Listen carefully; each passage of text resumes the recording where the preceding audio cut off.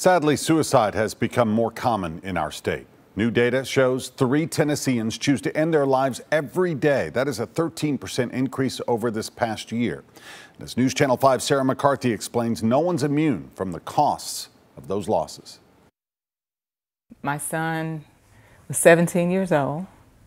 His name was Terrence Lake. Saying the words to strangers never gets easier. But Annette Lake knows her story is now more important than ever. Father had committed suicide 10 months, 10 days before he did. So March 21st, 2001, my dad committed suicide with a gun, which is the same thing my son did with a gun. 2 suicides, too close together.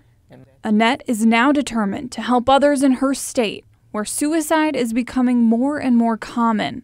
One suicide is one suicide too many. Scott Ridgway leads the Tennessee Suicide Prevention Network. The organization's newest data proves suicide doesn't discriminate. Middle-aged male has always been at the highest risk. In Tennessee, white men ages 45 to 64 commit suicide twice as often as teenagers, though we also lost 130 teens in 2015 alone. Ridgway says despite those numbers, suicide is still set apart from other illnesses. Being able to validate someone's mental health needs, just like we validate someone that's been diagnosed with cancer or heart disease. But what happens with mental illness, sometimes we shy away because we really don't know what to say. But Annette knows it's not always what you say, but how you listen.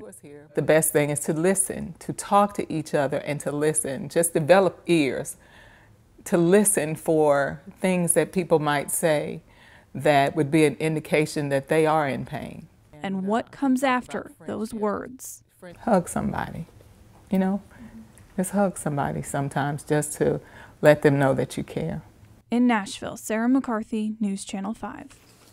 Thank you, Sarah. If you or someone you know is contemplating suicide, help is available all the time.